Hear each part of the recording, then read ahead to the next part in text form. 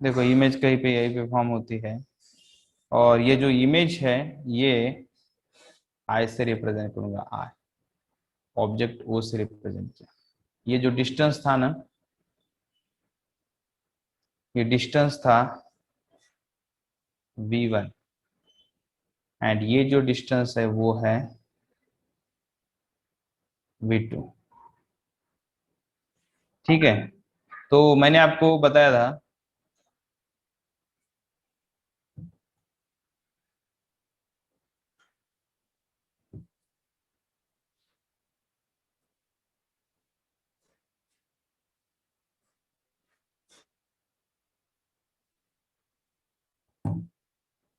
देखो बच्चों, यहाँ पे लॉन्गिट्यूडनल मैग्निफिकेशन को हमने ml से रिप्रेजेंट किया था। ml is equal to length of this object image upon length of object. Minus sign लगाना कंपलसरी है, v2 minus v1 divide by u2 minus u1। Okay, तो ये बन जाएगा minus of v2 minus v1, यानी क्या है, delta v divide by delta u। तो ये है ml। ये क्या है ml? ml क्या है? लैटरल लॉन्गिट्यूडनल मैग्निफिकेशन जिसे कहते हैं, जिसे क्या कहते हैं, लॉन्गिट्यूडनल मैग्निफिकेशन। अब देखो बच्चों, ये लॉन्गिट्यूडनल मैग्निफिकेशन जो होता है ना, इससे अगर हम लोग इसे थोड़ा सा डेरिवेशन इसका निकालते हैं। देखो हमने देखा है, इसे डेल्टा या डी से भी रिप्रेजेंट करते हैं। मैंने मुझे लगता है हमने कल डी से रिप्रेजेंट किया, तो आज भी डी से ही रिप्रेजेंट करेंगे तो ज्यादा अच्छा रहेगा। ठीक है,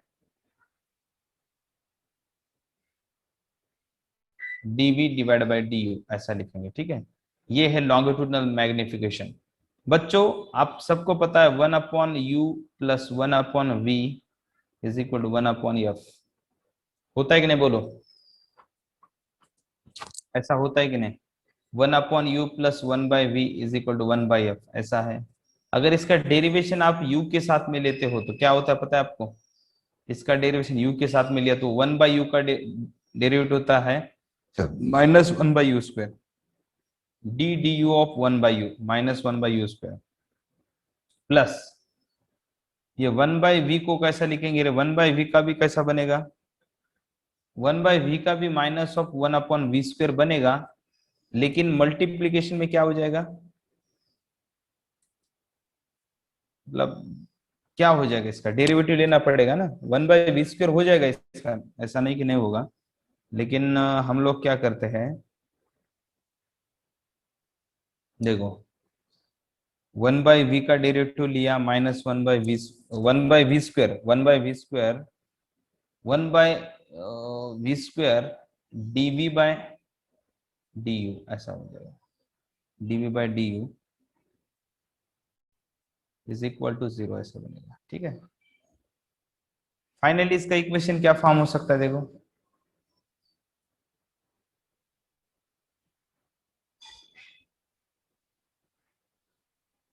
इसे उस साइड भेजेंगे तो प्लस हो जाएगा -1/v² into dv by D U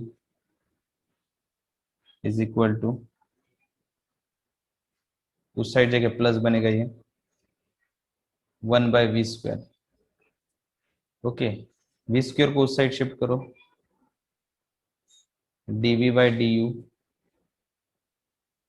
is equal,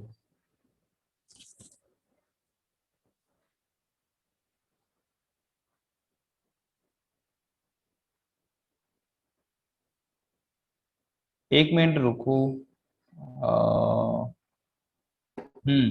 बिल्कुल सही है।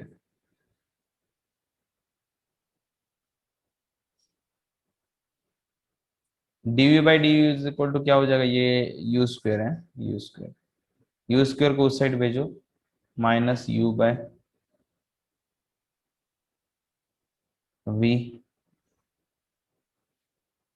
सॉरी कुछ गलती की मैंने, ये v है v², ये u² है।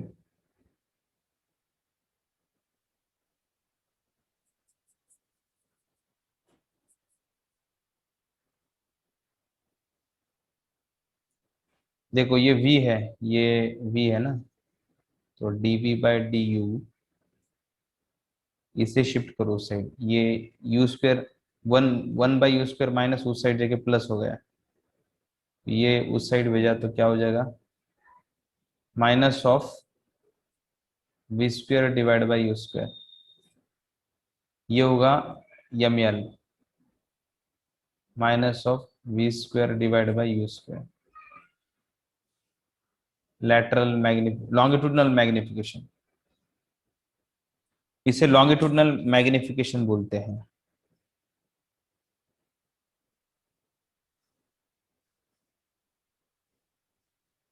इसे यहाँ पे इन्होंने प्लस कंसिडर किया है, प्लस, फिर वो वहां जाके माइनस बनेगा, dv/du प्लस हो जाएगा, एंड ml क्या होता है, माइनस ऑफ dv/du, तो माइनस लगा दिया, तो माइनस ऑफ v² / u²।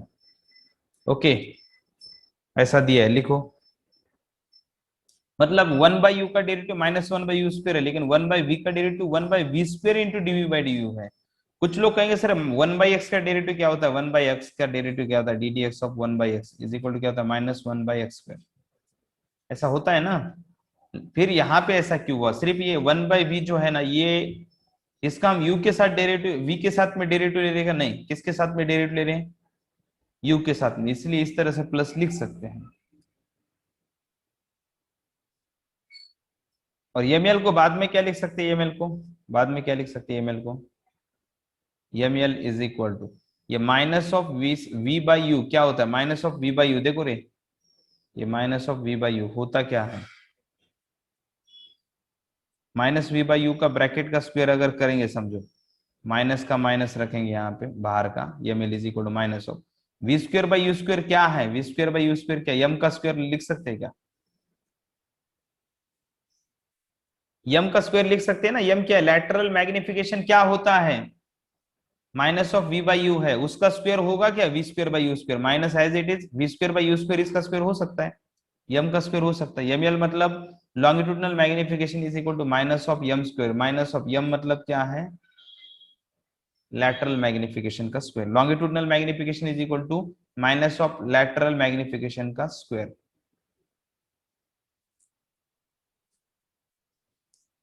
इसमें क्लियर हुआ होगा आपको।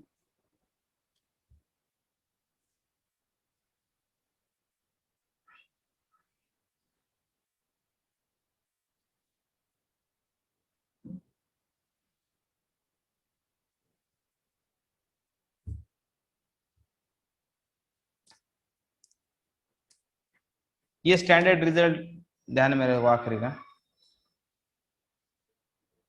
बाकी कम ज्यादा हुआ तो भी चलेगा, इससे मत बोलो।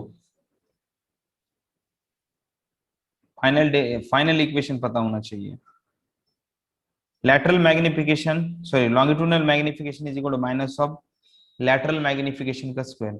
लैटरल मैग्निफिकेशन मतलब उसकी हाइट बढ़ना, हाइट मैग्नीफाई होना, लॉन्गिट्यूडनल मतलब उसको किसके अलोंग रखा है, ऑब्जेक्ट को हमने एक्सिस के अलोंग रखा है, इस, तो इसकी लेंथ बढ़ जाती है।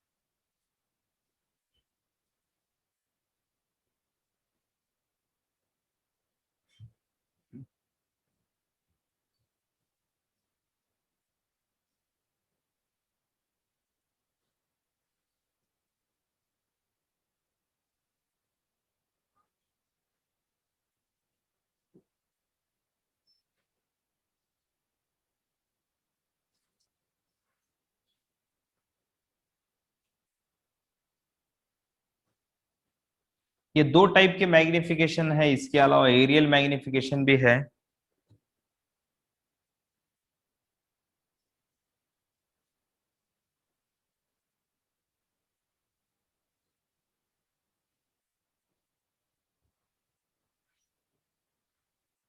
कुछ कुछ फार्मूला आपको इस चैप्टर में डायरेक्ट ध्यान में रखने पड़ेंगे, उनके बड़े बड़े डेरिवेशन हम देखेंगे तो टाइम जाता है। हो गए लिख के? हाँ सर। उसके बाद में नेक्स्ट मैग्निफिकेशन है एरियल मैग्निफिकेशन। एरियल मैग्निफिकेशन,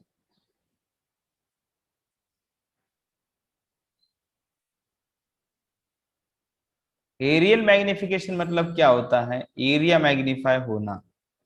तो it is a given by, देखो, it is a ratio of, it is a ratio of area of image, area of image, it is a ratio of area of image, that is AI, to area of image to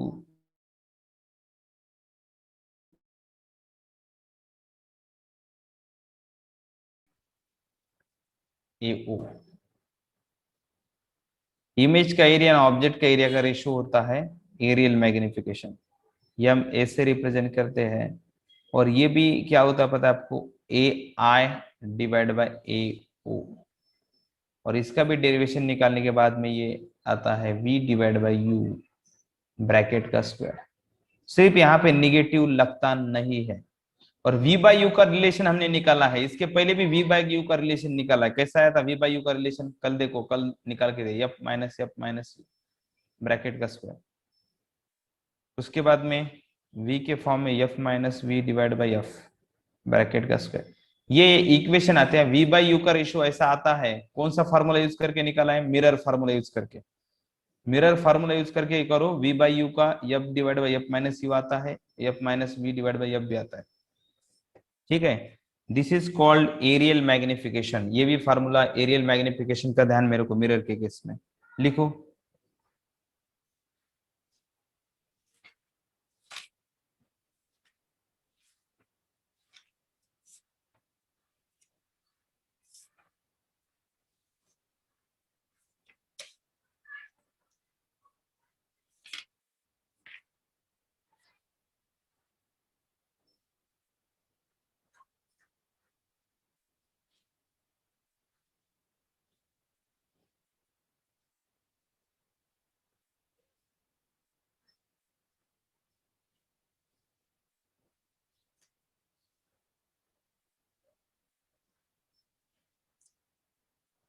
हो गया बच्चों?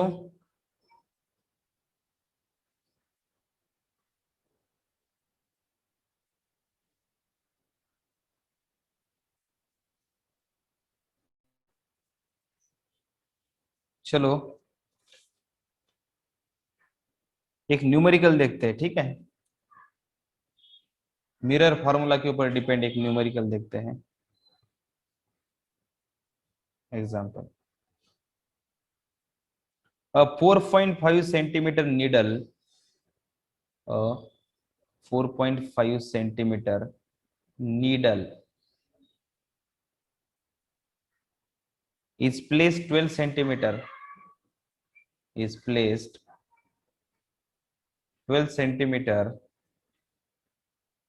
away from convex mirror, away from convex mirror.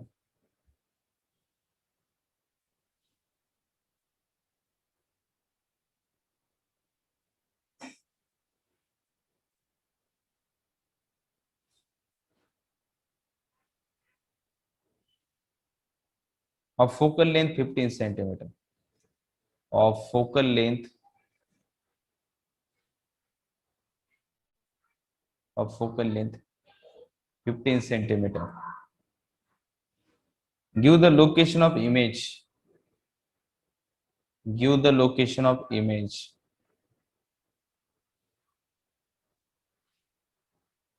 of image, give the location of image and the magnification, and the magnification.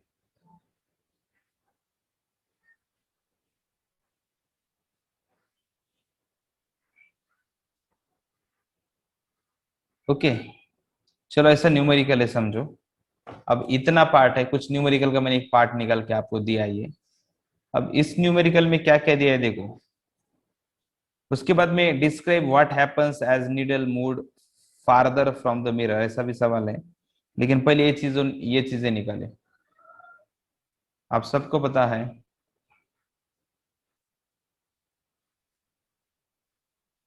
We know that, देखो 4 centimetre needle is placed, 4.5 centimetre दिया क्या है बोलो। 4.5 centimetre दिया क्या है। निडल की height. Needle की हाइट दी है, देखो ठीक से। 4.5 से नीडल को कैसे रखा है रे, नीडल को रखा कैसे है। Straight upward. ओके, स्ट्रेट ही रखा होगा सर। फोकल लेंथ कितनी है पहले लिखते हैं। फोकल लेंथ कितनी है, 15 सेंटीमीटर। उसके बाद में हमें give the location of image, मतलब वी तो हमें निकालना ही पड़ेगा, ठीक है। उसके बाद में यू दिया है, यू कितना दिया है, 12 सेंटीमीटर। सही है, तो कैसे कर सकते बोलो। आपके साथ यू है, आपके साथ एफ है, आप वी निकालो। Mirror formula. हाँ very good, from mirror formula.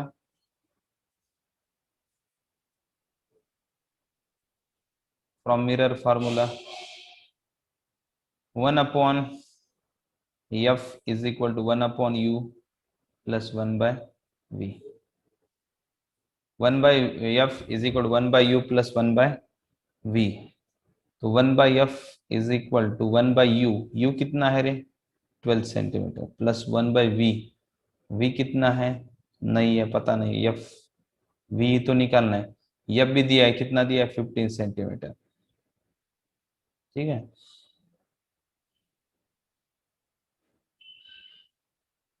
तो शिफ्ट करो इसे, 1/v is equal to 1/15 minus 1/12। कितना होता है ये, कैलकुलेशन करने के बाद में कितना होता है।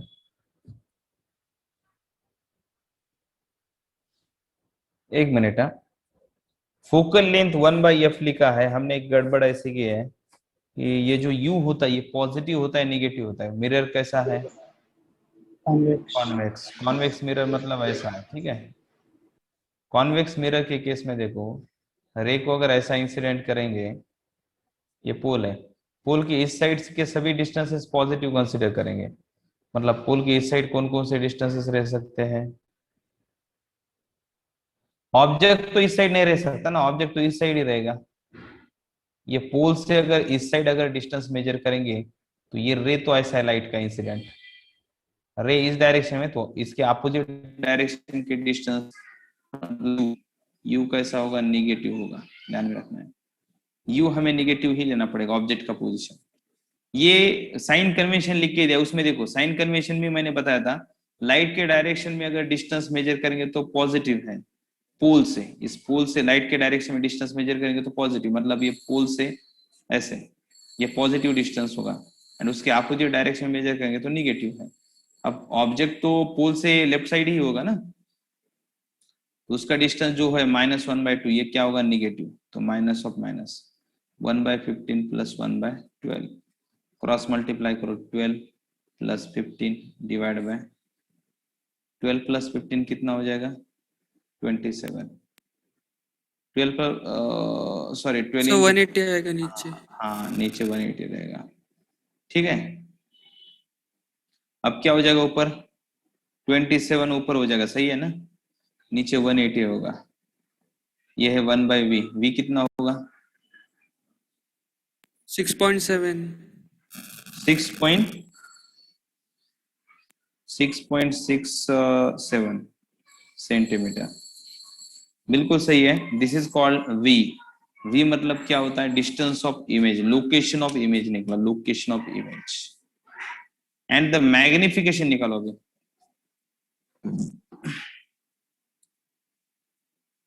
मैग्निफिकेशन निकाल सकते हो, अलग अलग टाइप के मैग्निफिकेशन है, आपको लैटरल मैग्निफिकेशन निकालना है। 1/v, ये v की वैल्यू जो है ये ऐसा रखने के बजाय ऐसा यूज करो, हाँ, हम मैग्निफिकेशन के फार्मूला में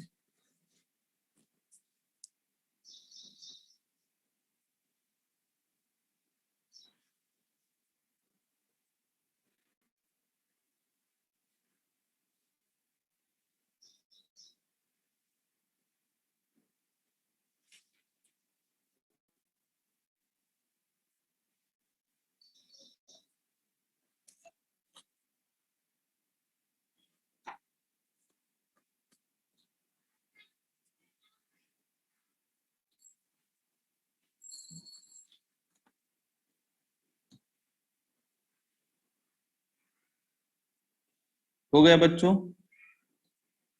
हाँ सर।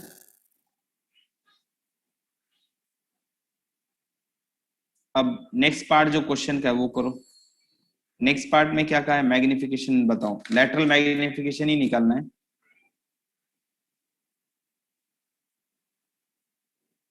देखो इमेज पॉजिटिव साइन क्या इंडिकेट करता है, हमारा v क्या आया है +6.67 ऐसा आया ना, तो पॉजिटिव साइन क्या इंडिकेट करता है,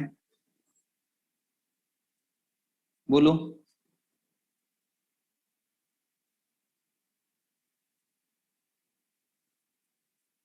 Positive sign indicate that image is formed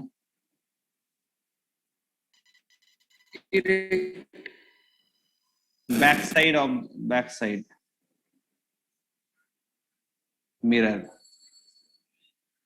mirror के बैक साइड में, ये मिरर है समझो, ऐसा सॉरी कॉन्वेक्स है ना।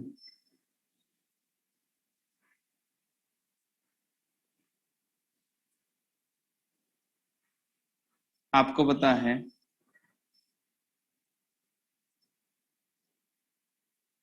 ये मिरर के बैक साइड इमेज फॉर्म होनी चाहिए।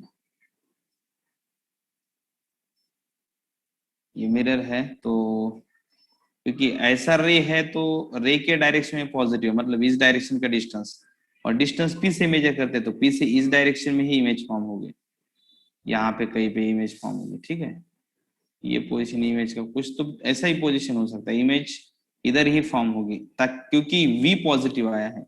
वी पॉजिटिव मतलब लाइट रे ऐसे इंसिडेंट हो गया ना, इस साइड ऑब्जेक्ट होगा कहीं पे, ठीक है, तो लाइट रेज हम ऐसे इंसिडेंट करेंगे, और लाइट रे के डायरेक्शन में अगर कोई डिस्टेंस होगा तो वो पॉजिटिव होता है। ओके, वो कैसा होता है, पॉजिटिव डिस्टेंस होता है। लाइट रेज के डायरेक्शन पर डिस्टेंस क्या होता है, पॉजिटिव होता है। तो इसीलिए, और डिस्टेंस पी से मेजर करना है, पी से लाइट रेज के डायरेक्शन, मतलब ये पी से स्टार्ट होगा और इस साइड का डिस्टेंस होगा। ओके, मतलब बैक साइड, ये मिरर की बैक साइड हो गई है, इमेज वहां पे फॉर्म होगी। अब देखो मैग्निफिकेशन जो है, also lateral magnification of mirror, lateral magnification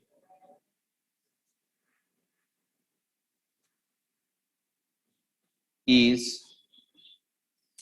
lateral magnification क्या होगा बच्चों, फार्मूला बताओ।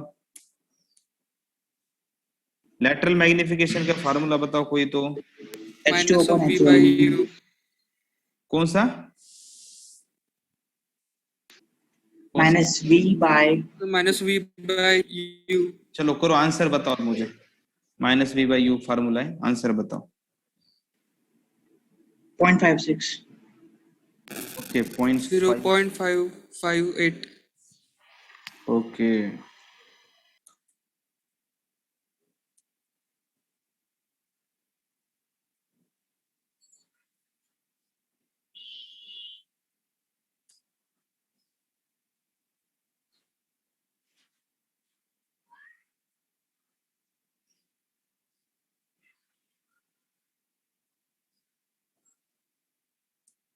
सर वी की वैल्यू 6.7 ही आती है सर। ओके 6.7 आती है बेटा। बाकी लोगों का क्या आंसर आ रहा है देखो।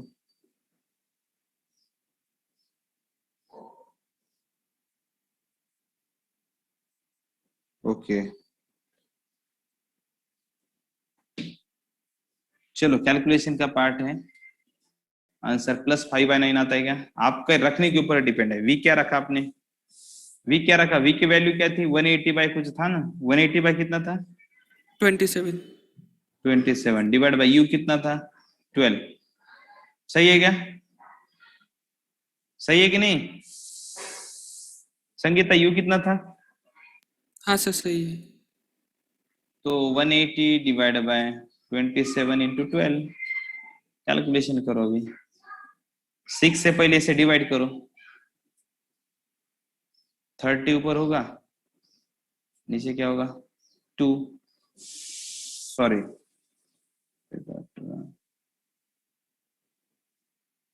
इंटू 27। अब कैलकुलेशन करो, 2 से डिवाइड करो, ऊपर क्या हो जाएगा 15 डिवाइड बाय नीचे 27, अब 3 से डिवाइड करो, 5/9 आंसर, ठीक है। ये है lateral magnification, +5/9। This is called lateral magnification.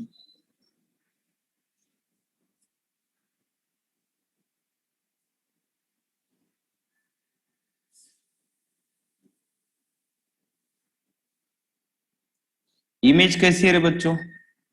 Magnification देखो रे, m इज इक्वल टू 5/9 है, इसको डिवाइड करेंगे तो कितना आता है? 0 पॉइंट कुछ आता है।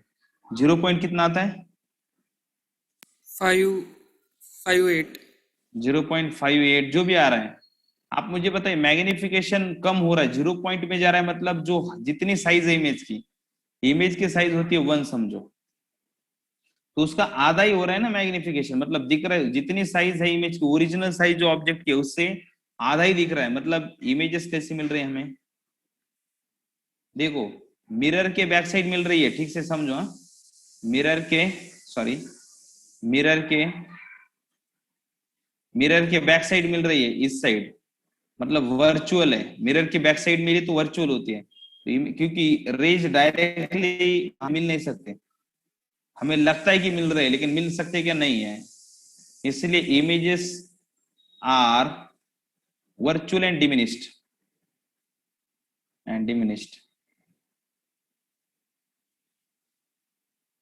Virtual and diminished images form हो जाएगी। चलो लिखो,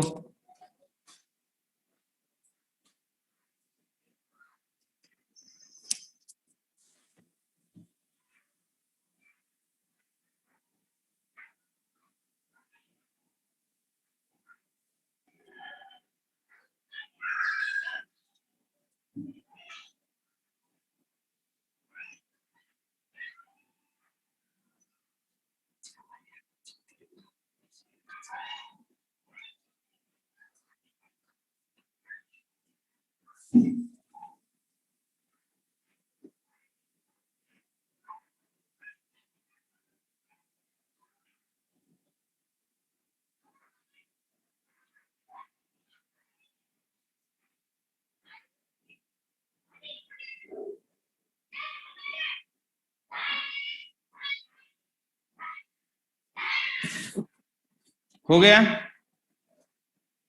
हो गया बच्चों? हाँ सर।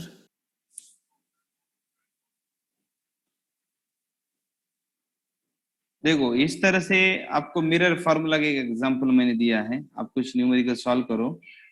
अब हमें देखने वाले हैं power of mirror. Power power of mirror. Power का मतलब क्या होता है? What is power? Sign convention को ध्यान में रखना है, जब भी मिरर फार्मूला यूज करेंगे ना, तो साइन कन्वेंशन ध्यान में रखना, यू पॉजिटिव है या निगेटिव है, वी पॉजिटिव है निगेटिव है, यप कैसा है, ये सब कुछ मतलब ध्यान में रख के ही करना, नहीं तो गलत हो जाता है। मिरर फार्मूला में जब भी आप न्यूमेरिकल सॉल्व करते हो तो साइन कन्वेंशन वेरी इंपॉर्टेंट, इसलिए साइन कन्वेंशन को कंसिडर करो। देखो, पावर ऑफ मिरर क्या होता है? देखो, ऐसा मिरर मिरर की पावर ज्यादा कब कह सकते हैं? जब उसकी डेविएट करने की रेज का डेविएट पाथ को डेविएट करने की एबिलिटी ज्यादा होगी। मतलब it is the ability, power of mirror क्या होता है? It is the ability, it is the ability of a mirror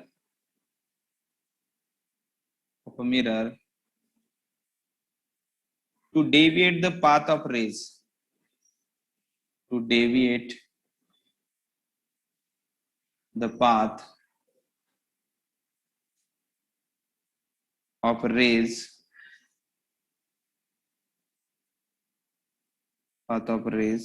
striking it.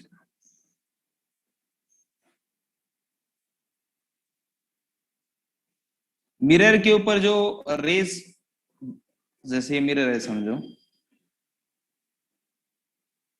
ऐसा मिरर है, ठीक है। अब इस मिरर के ऊपर अगर समझो लाइट रेज हम इंसिडेंट करेंगे ऐसे, तो उसको डेविएट करने की जो जितना ज्यादा वो डेविएट कर सकता है रेज को, उतना उसका पावर ज्यादा है, ऐसा हम मानेंगे। Power of mirror is nothing but ability of mirror to deviate the path of the ray striking on it.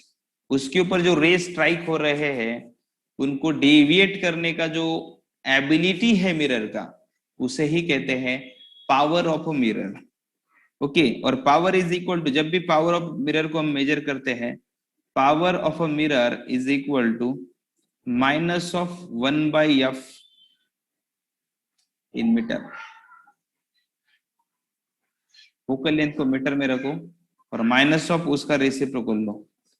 अब ऊपर अगर -1 मीटर में है, देखो सब कुछ मीटर में है, लेकिन हम लोग अगर ऊपर का, अगर हमें आंसर अगर समझो, इसको अगर नीचे का मीटर में अगर यूज करते हैं, ये मीटर में आ रहा है, अगर इसे हम ऐसा भी एक्सप्रेस करते हैं -100 डिवाइड बाय, अब तो मीटर में ही रखना है।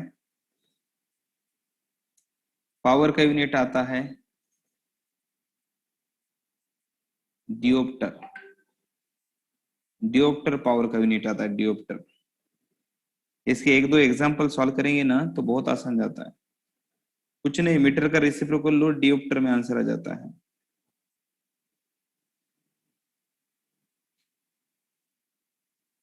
रेसिप्रोकल ऑफ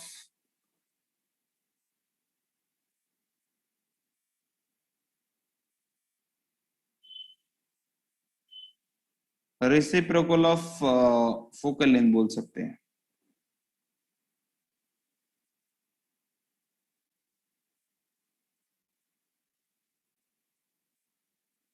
ये सीधे सीधे 100 नहीं है यहाँ पे,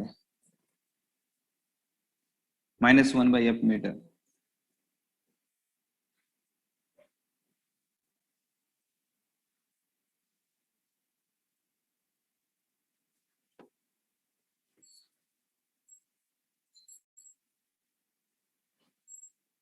डियोप्टर इसका यूनिट है। Unit is dioptre, small capital D से रिप्रेजेंट करते हैं उसे। -1/f, जितना फोकल लेंथ ज्यादा होगा उतना डिविएट करने की एबिलिटी कम होगी। P is inversely proportional to f। देखो P is inversely proportional to f। जितना f ज्यादा होगा उतना P कम होगा।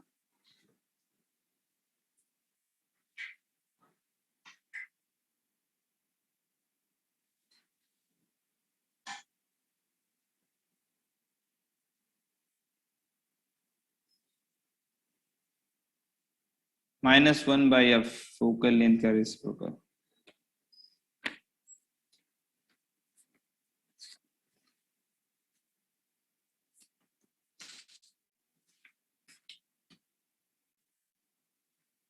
एग्जाम्पल देखते हैं, हो गया लिख के?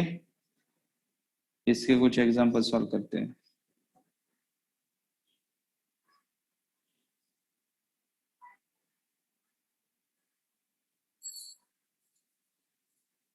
हो गया? हाँ सर। देखो एग्जाम्पल देखते हैं। A convex mirror is formed from spherical surface. A convex mirror is formed. A convex mirror is formed from spherical surface. From spherical surface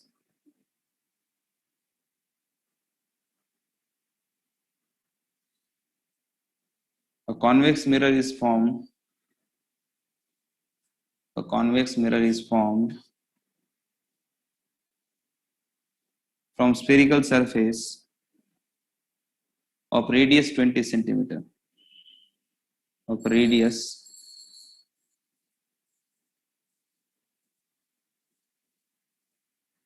20 centimeter.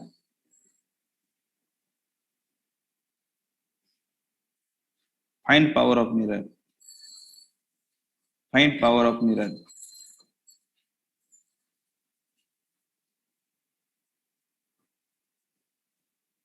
चलो कैसे कर सकते हैं बताओ। Convex mirror is form from spherical surface, ऐसा spherical surface है जिसकी radius 20 centimetre है। ओके, स्पेरिकल सरफेस है जिसकी रेडियस कितनी है 20 सेंटीमीटर।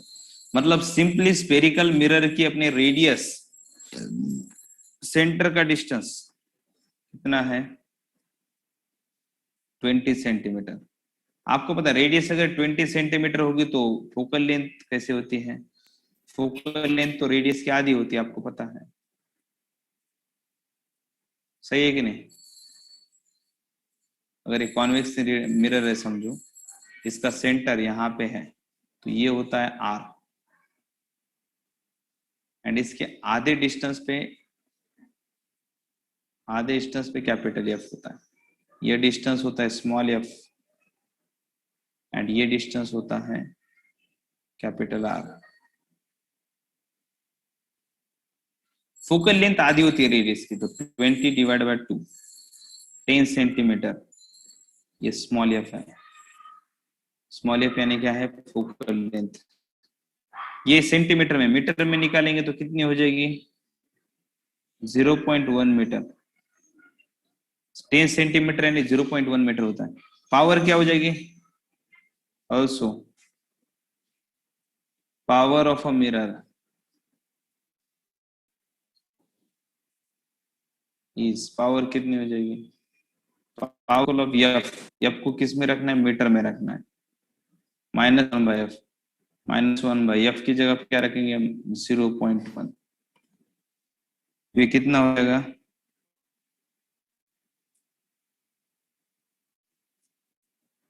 कितना हो जाएगा बताओ। फोकल इसकी जो है समझो, ये रखेंगे और पूरा रखने के बाद में देखो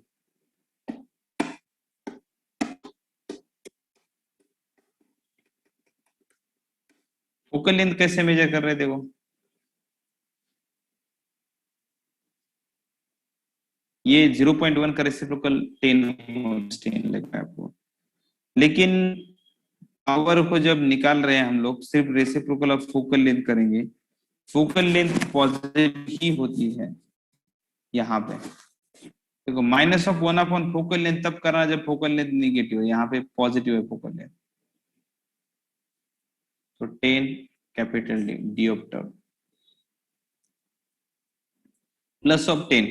फोकल लेंथ निगेटिव होगी तो फिर ये पावर निगेटिव होगी, अदरवाइज पॉजिटिव है, ठीक है।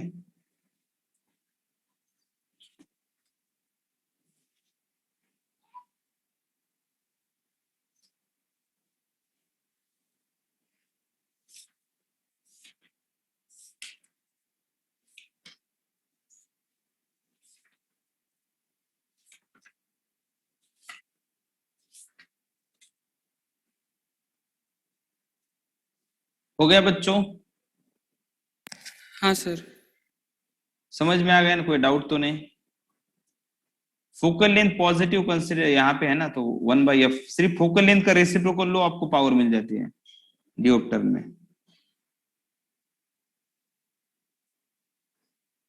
अभी हम देखने वाले हैं, देखो बच्चों, uses of spherical mirror.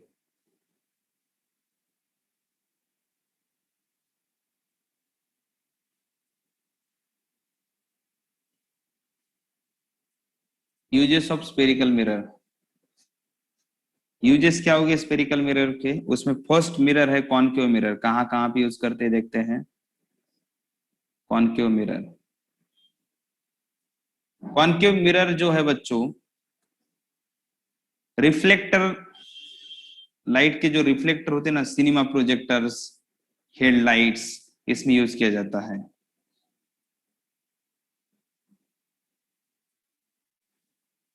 Headlights,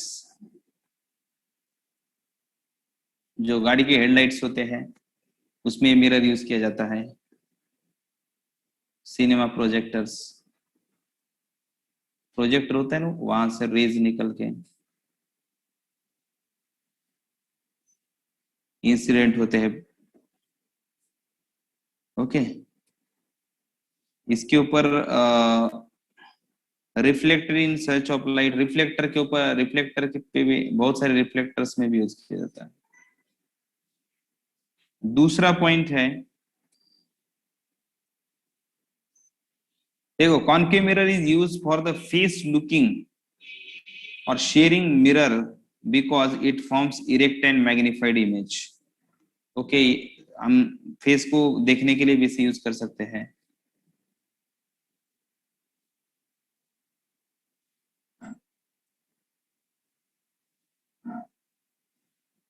to see image, okay, image को देखने के लिए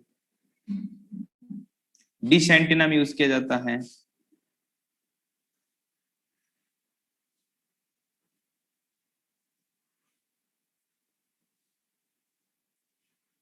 डिश एंटीनाज में क्यों यूज किया जाता है? इलेक्ट्रोमैग्नेटिक वेव को रिफ्लेक्ट करके कॉन्सेंट्रेट करने के लिए यूज किया जाता है। ओके,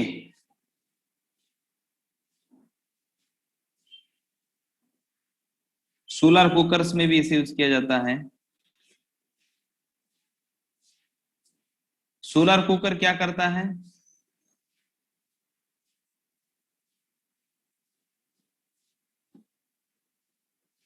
सोलर कुकर क्या करता है?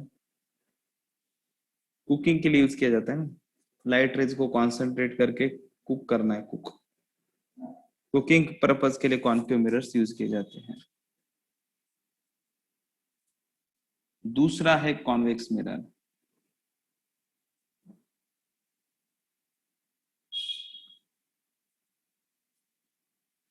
कॉन्वेक्स मिरर क्या होते हैं? What is a convex mirror? देखो बेटा, कॉन्वेक्स मिरर जो है, convex mirrors are used in reflected street light जो होते हैं, in street light, street light के अंदर रिफ्लेक्टर होते हैं जो लाइट को स्प्रेड करते हैं। तो जहां पे लाइट स्प्रेड की जरूरत होती है, वहां पे लार्ज एरिया में जब लाइट स्प्रेड करना पड़ता है, तब हम किसका यूज करते हैं? कॉन्वेक्स मिरर का।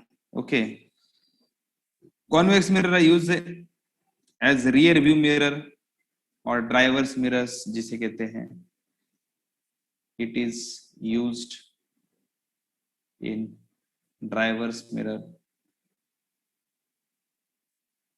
जैसे बहुत सारा एरिया देखना पड़ता है ना, तो उसके लिए उसे ये मिरर ज्यादा अच्छा है। ओके, तो इस तरह से कॉन्केव एंड कॉन्वेक्स मिरर के कुछ यूजेस मैंने बताए हैं, आप नोट डाउन करो।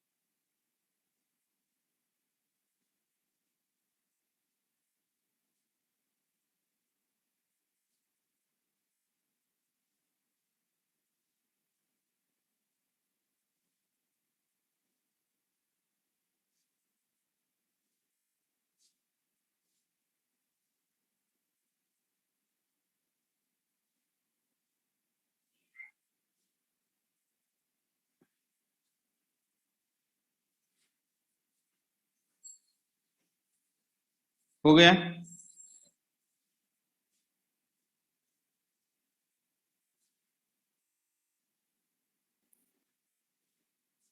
अब हमें देखना है, नेक्स्ट कंसेप्ट देखना है, refraction of light. Refraction of light,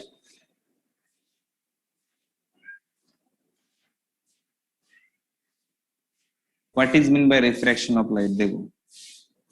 देखो when light passes from one medium to another medium, it deviates from the original path। देखो, this phenomena of change in the path, कोई भी दो मीडियम से consider करो। देखो, कोई भी दो मीडियम से अगर हम कंसिडर करेंगे, ऊपर का रेयर मीडियम कंसिडर करते हैं, नीचे का डेंसर मीडियम, ऐसा है, ठीक है। नीचे का कौन सा मीडियम है? डेंसर मीडियम है।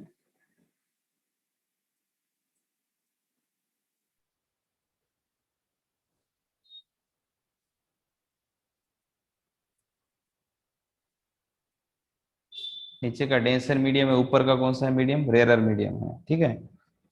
तो इस रेयरर मीडियम में से लाइट पास हो रहा है, यहाँ पे एक नॉर्मल निकलता, नॉर्मल और परपेंडिकुलर लाइन।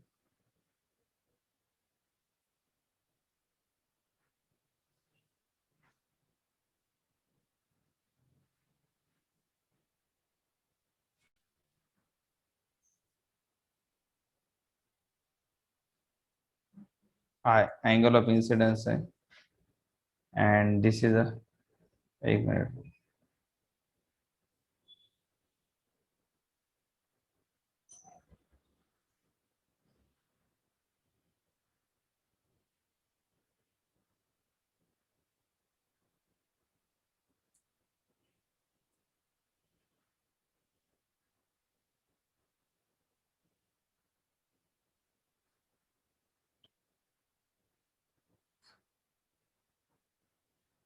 ये है आई। अब देखो आर कैसे है, थोड़ा सा डिविएट होता है, मेन पाथ जो है ये पाथ था, इससे थोड़ा सा डिविएट हो गया। नॉर्मल के साथ में जो एंगल किया है उसे कहते हैं एंगल ऑफ रिफ्रैक्शन। ओके, ऊपर का मीडियम है एयर मीडियम और रेयर मीडियम बोल सकते हो। नीचे नीचे का जो मीडियम है वो है ग्लास और डेंसर मीडियम। डेंसर मीडियम, कोई भी डेंसर मीडियम, ग्लास लो, वाटर लो, कोई भी मीडियम ले सकते हो।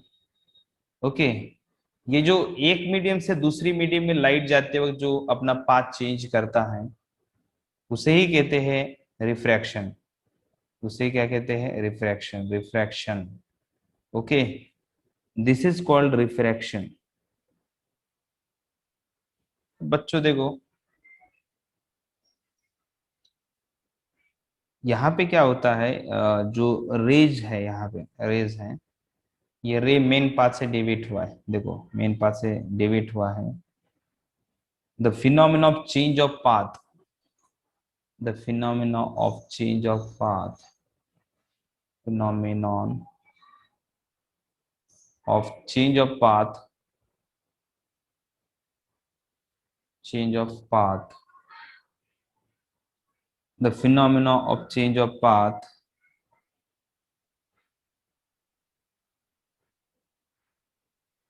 of a light, phenomena of change of path of a light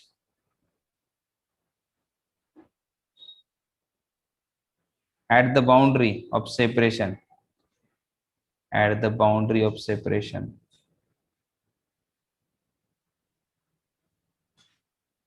at the boundary of separation between two medium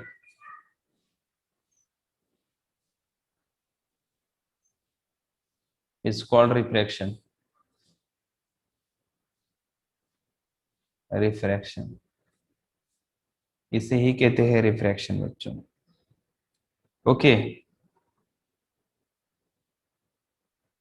देखो जब ये रे बेंड जब भी पास होते हैं, when rays passes, when rays passes through denser medium, through denser medium, मतलब ईयर टू डेंसर मीडियम पास होते हैं, तो क्या होता है बच्चों? Then it bends, then it bend towards normal. देख सकते हो आप लोग, टूवर्ड्स नॉर्मल, नॉर्मल की तरफ बेंड होते हैं, देखो नॉर्मल की तरफ बेंड हुए। ओके, बेंड्स टूवर्ड्स नॉर्मल। अगर डेंस जाएंगे तो नॉर्मल से दूर जाएंगे, रेयर टू डेंसर आ गए, रेज देखो इधर ध्यान, रेयर रेज हो गए, रेयर टू डेंस तो नॉर्मल की तरफ गए, और अगर डेंसर टू रेयर जाए तो नॉर्मल से दूर जाते। ये बात ध्यान में रखनी है, ठीक है। इसमें कुछ लॉज ऑफ रिफ्लेक्शन है, laws of reflection. Laws of reflection क्या कहते हैं? What are the laws of reflection? Laws of reflection में फर्स्ट लॉ है जिसे कहते हैं स्नेल्स लॉ।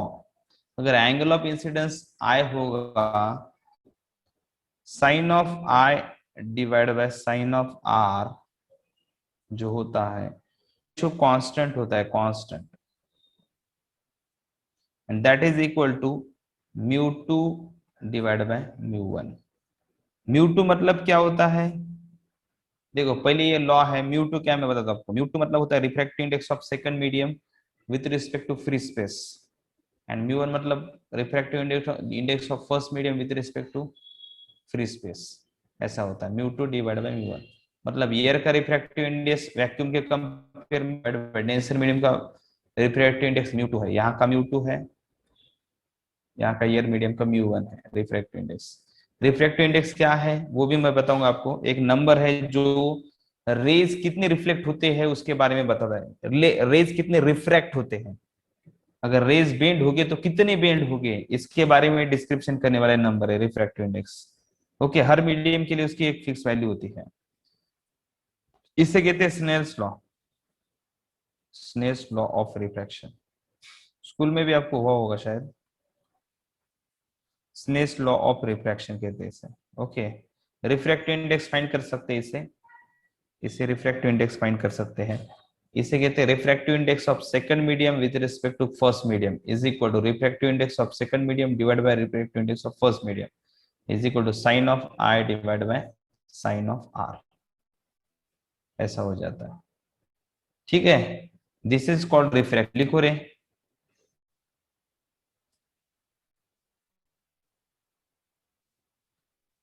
रिफ्रैक्टिव इंडेक्स को कैसे डिफाइन करते हैं मैं बताता हूं आपको। किसी भी मीडियम का रिफ्रैक्टिव इंडेक्स कैसे डिफाइन करते हैं।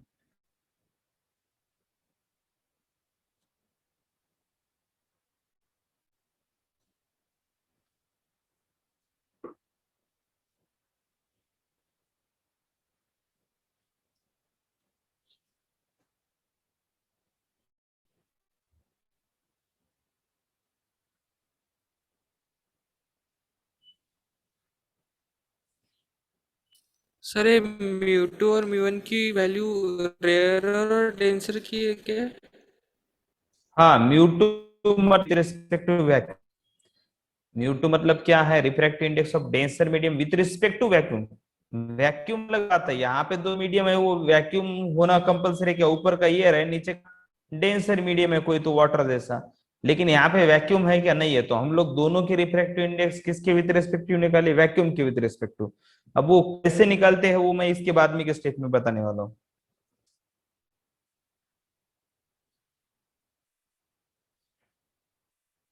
सर फिर वहाँ पे साइन है, बस साइनर के वहाँ पे म्यू वन म्यू टू होना चाहिए ना? आपको लग रहा है वैसा mu one by mu two होना चाहिए, लेकिन ऐसा नहीं है। ऊपर म्यू टू ही है। ये रिलेशन होगा एंगल का शायद, अब देखते हैं। मैं आपको प्रूफ मतलब उसे रिफ्रैक्टिव इंडेक्स को कैसे निकालते हैं मैं बताता हूँ।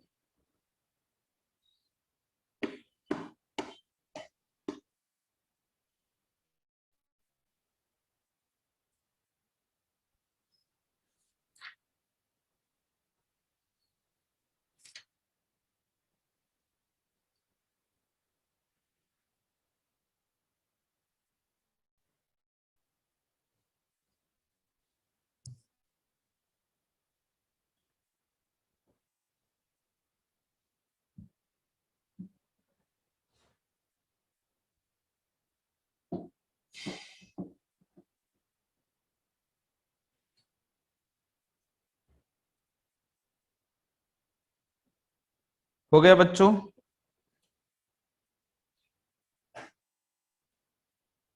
हो गया ना? हाँ सर। अब देखो मैं बताता हूँ आपको रिफ्रैक्टिव इंडेक्स निकालते कैसे। पहले हम बताएंगे कि एब्सोल्यूट रिफ्रैक्टिव इंडेक्स क्या होता है। What is mean by absolute refractive index? Absolute refractive index,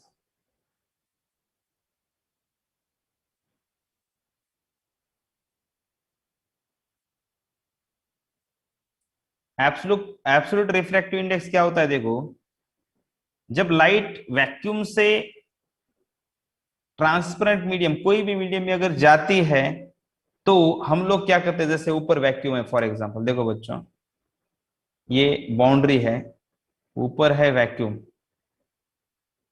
ठीक है, and नीचे जो है वो है एयर, सॉरी नीचे है कोई भी ट्रांसपेरेंट मीडियम है, ये हम लोग उसे डेंसर मीडियम बोलते हैं, डेंसर मीडियम, ठीक है। ऊपर क्या है, वैक्यूम है, नीचे क्या है, डेंसर मीडियम है। अब देखो ऊपर की जो स्पीड होती है, ऊपर अगर समझो लाइट की स्पीड वैक्यूम में है सी है सी, एंड नीचे इस डेंसर मीडियम में अगर वी है, समझो लाइट की स्पीड दोनों मीडियम में, वैक्यूम में क्या है सी है, डेंसर मीडियम में क्या है वी है। देखो तो रिफ्रैक्टिव इंडेक्स क्या होता है, it is a ratio of, देखो it is a ratio of, देखो एब्सोल्यूट रिफ्रैक्टिव इंडेक्स की बात कर रहा हूं, it is a ratio of, it is a ratio of, किसका रेशियो, देखो speed of light in vacuum, speed of light in vacuum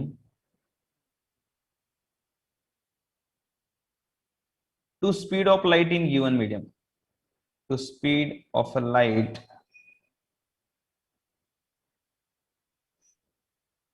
in given medium. या आप ऐसा भी कर सकते हो, कैसे पता है आपको, ऐसा लिखेंगे ज्यादा अच्छा रहेगा, आपके हिसाब से लिख सकते हो, मेरे हिसाब से वी ही अच्छा रहेगा, आपको इजी जाएगा, वी ये रखते हैं, ठीक है। अब देखो एब्सोल्यूट रिफ्रैक्टिव इंडेक्स क्या है, म्यू से रिप्रेजेंट किया जाता है, is equal to velocity of light in vacuum divide by velocity of light in given medium, ये है absolute refractive index. Mu is, it is absolute refractive index, it is absolute refractive index, it is absolute refractive index of, it is absolute refractive index of given denser medium, given denser medium, जो दिया हुआ denser medium कोई भी है ना, उसका refractive index था mu, okay, इसे कहते हैं एब्सोल्यूट रिफ्रैक्टिव इंडेक्स। एंड दूसरा एक रिफ्रैक्टिव इंडेक्स होता है बच्चों, और एक रिफ्रैक्टिव इंडेक्स होता है जिसे कहते हैं relative refractive index,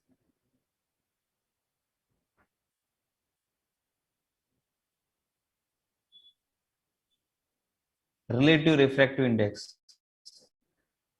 relative refractive index क्या होता है पता है आपको, इसमें रिलेटिव की बात की है, मतलब दो मीडियम को हम कंपेयर करते हैं, medium one and medium two, ऐसा बोलते हैं। देखो medium one and medium two, when light travels from, when light travels from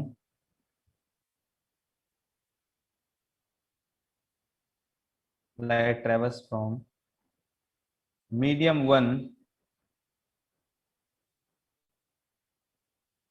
to medium 2,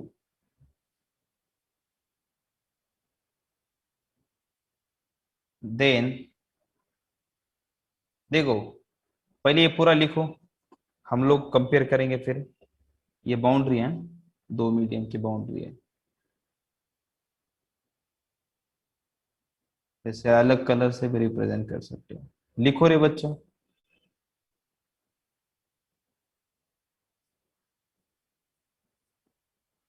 दो मीडियम के बीच में की बाउंड्री है,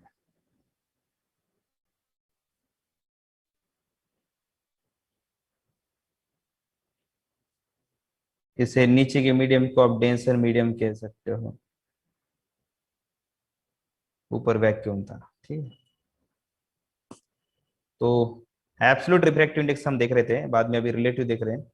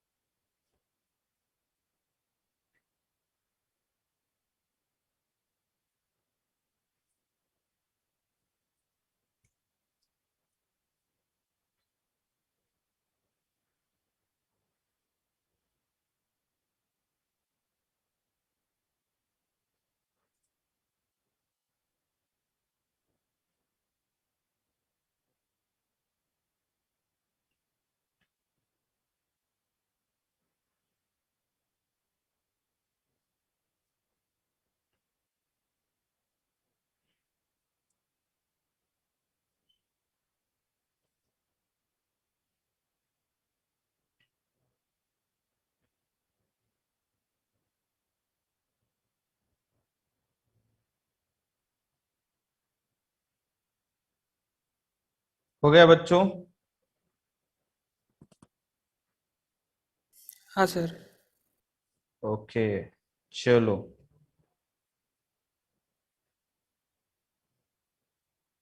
मुझे रिलेटिव रिफ्रैक्टिव इंडेक्स की बात करनी है। दो मीडियम कंसिडर करूंगा मैं, दो मीडियम, रिलेटिव रिफ्रैक्टिव इंडेक्स की बात कर रहे हैं हम लोग।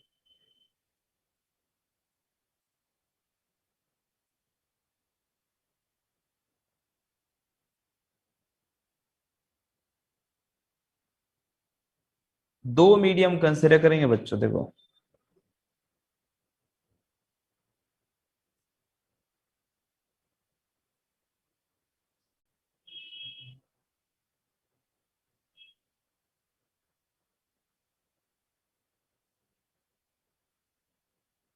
लाइट अगर ऊपर वाले मीडियम से नीचे वाले मीडियम में आ रहा है, दो मीडियम है सेपरेट सेपरेट, तो क्या होता है, इसमें अगर वेलोसिटी ऑफ लाइट c1 है, इसमें वेलोसिटी ऑफ लाइट c2 है, समझो ये नॉर्मल है, ठीक है। और इसमें से लाइट अगर सेकंड मीडियम में आ रहा है, तो इनके रिफ्रैक्टिव इंडेक्स को हम कैसे कंपेयर करेंगे? तो देखो, refractive index mu two with respect to one is equal to mu two divide by mu one, ऐसा होता है relative refractive index. Mu two with respect to 1 is nothing but relative refractive index, relative refractive index of 2 with respect to 1, and दूसरा है mu two. Mu two क्या है? Absolute refractive index of second, मतलब किसके compare में होता है absolute?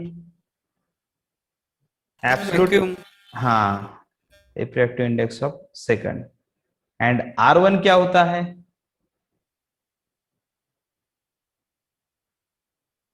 Absolute refractive index of first medium with respect to vacuum. कभी दो मीडियम में ऐसा किया जाता है, देखो, two with respect to one अगर ऐसा होगा तो C1 डिवाइड बाय C2 ऐसा भी लिखा जाता है कुछ, मतलब ये ध्यान में रखो। Refractive index of second with respect to first, अगर ऊपर वन है तो ऊपर C1 होता है, नीचे टू है तो नीचे C2 है। लेकिन यहाँ पे देखो उल्टा है, mu two with respect to one तो ऊपर टू आता है, नीचे वन आता है। ये रिलेटिव रिफ्रैक्टिव इंडेक्स का समझना है आपको कंसेप्ट। चलो लिखो,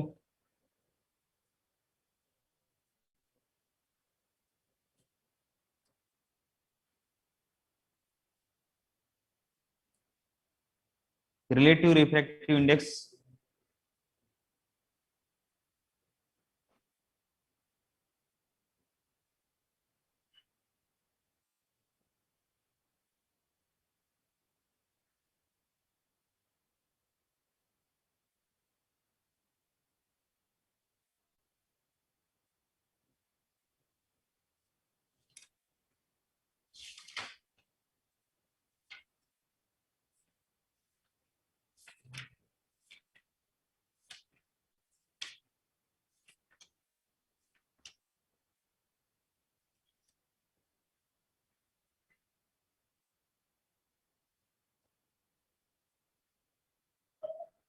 हो गया बच्चों?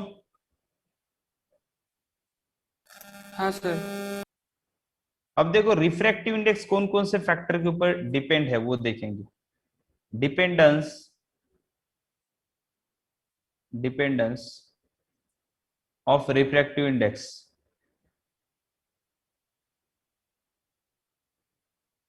Dependence of refractive index. Refractive index किन किन फैक्टर्स के ऊपर डिपेंड है? इसमें फर्स्ट है नेचर ऑफ टू मीडिया। दो मीडियम कौन कौन से हैं, दोनों भी हैं इंपॉर्टेंट। कौन से मीडियम का कौन से मीडियम के with respect to nature of the two medium, nature of the two medium, दोनों मीडियम कौन कौन से हैं उसके ऊपर रिफ्रैक्टिव इंडेक्स डिपेंड है।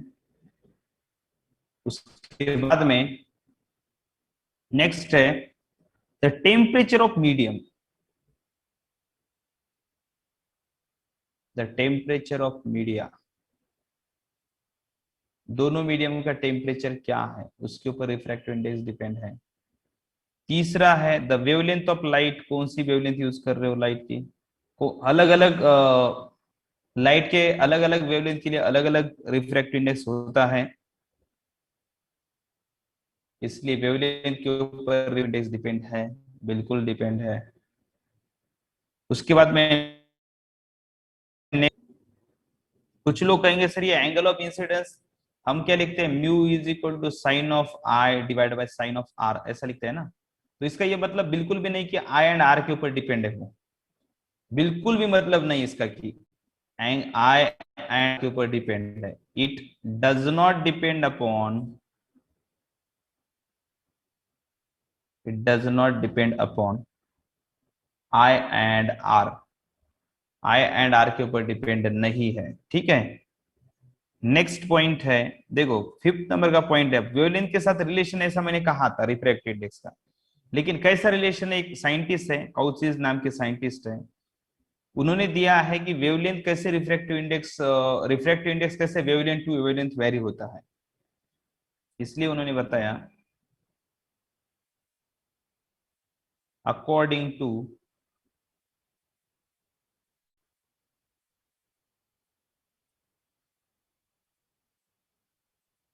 काउचीज फॉर्मूला, इन्होंने बताया रिफ्रैक्टिव इंडेक्स का फॉर्मूला क्या है, A plus B divide by lambda का स्क्वायर, ऐसा फॉर्मूला है।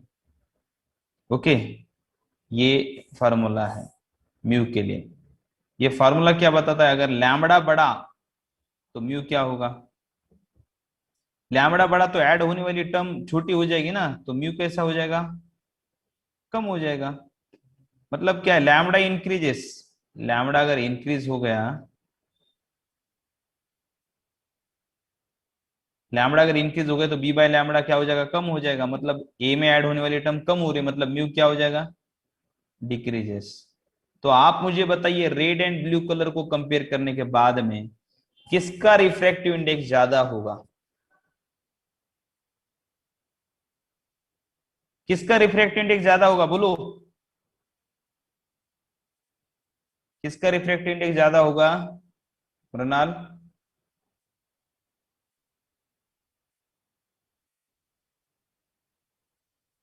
मृणाल कहाँ है, मतलब इसका स्पीकर शायद खराब हुआ है। संगीता बोलो, कनक, मेरा आवाज आ रहा है कि नहीं रे बच्चों, आवाज आ रहा है कि नहीं। सर ब्लू का ज्यादा होगा। हाँ, देखो लैम्बडा ब्लू के लिए कैसा है, लैम्बडा ब्लू के लिए कम कम है है। तो उसका रिफ्रैक्टिव इंडेक्स ज्यादा होगा। ये मृणाल का माइक काम नहीं कर रहा रे, क्या करे, ठीक है। ओके बच्चों, तो अभी 5 मिनट का ब्रेक लेते हैं और कंटिन्यू करते हैं मैग्नेटिज्म, ठीक है। 5 मिनट का ब्रेक लो सब लोग, आज ज्यादा टाइम नहीं है, मैग्नेटिज्म थोड़ा सा बाकी है, खत्म कर देंगे उसे, ठीक है।